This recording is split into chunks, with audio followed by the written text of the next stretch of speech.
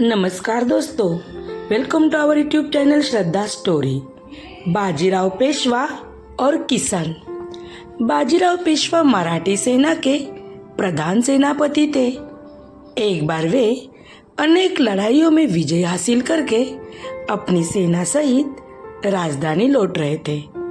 रास्ते में उन्होंने मालवा में अपनी सेना का पड़ाव डाला। बहुत दूर से चलते चलते आ रहे उनके सैनिक थककर चूर हो गए थे। वे भूख प्यास से व्याकुल थे और उनके पास खाने के लिए पर्याप्त सामग्री भी नहीं थी। बाजीराव ने अपने एक सरदार को बुलाकर आदेश दिया, तुम अपने साथ 100 सैनिकों को लेकर जाओ और किसी खेत से फसल कटवा कर छावनी में ले आओ। तभी वो सैनिक सरदार सैनिक की एक टुकड़ी लेकर गांव की ओर चल पड़ा। रास्ते में उसे एक किसान दिखाई दिया। सरदार ने उससे कहा, देखो, तुम मुझे इस इलाके के सबसे बड़े खेत पर ले चलो। किसान उन्हें बहुत बड़े खेत के पास ले गया। सरदार ने सैनिकों को आदेश दिया, सारी फसल काट लो और अपने अपने बोरे में भर लो। सैनिक फसल काटना शुरू कर दिए।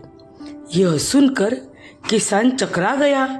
उसने हाथ जोड़कर कहा, महाराज, आप इस खेत की फसल न काटे, मैं आपको एक दूसरे खेत पर ले चलता हूँ।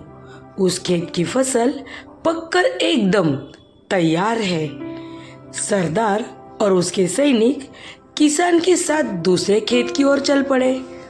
यह खेत वहां से कुछ मीलों की ही दूरी पर और बहुत छोटा था। किसान ने कहा, महाराज, आपको जितनी फसल चाहिए इस खेत से कटवा दीजिए, आराम से कटवा लीजिए। तभी सरदार को किसान की इस हरकत पर बहुत गुस्सा आया। उसने किसान से पूछा, यह खेत तो बहुत छोटा है, फिर तुम हमें वहां से इतनी दूर क्यों ले आए हो? किसान ने कहा, नम्रतापूर्वक उनका उत्तर दिया, महाराज, नाराज मत होइए, वह खेत मेरा नहीं था, वह खेत मेरा नहीं है, इसलिए मैं आपको यहाँ से ले आया। क्योंकि किसान ने जवाब दिया, हे सरदार, गुस्सा ठंडा हो गया। वो अनाज कटवाए बिना ही पेशवे के पास पहुंच गए। उसने यह बात पेशवा को बताई। पेशवा को अपनी गलती का एहसास हो गया। वो सरदार के साथ स्वयं किसान के खेत पर गए।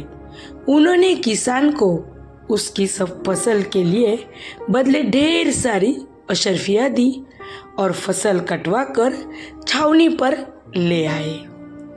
कहानी से सीख। पेशवा बाजीराव के इस कहानी से हमें यह सीख मिलती है कि नम्रता का परिणाम हमेशा अच्छा ही होता है। Thank you. ये पेशवा की कहानी आपको कैसी लगी मुझे कमेंट बॉक्स में कमेंट करके बताइए, अपने दोस्तों में शेयर कीजिए।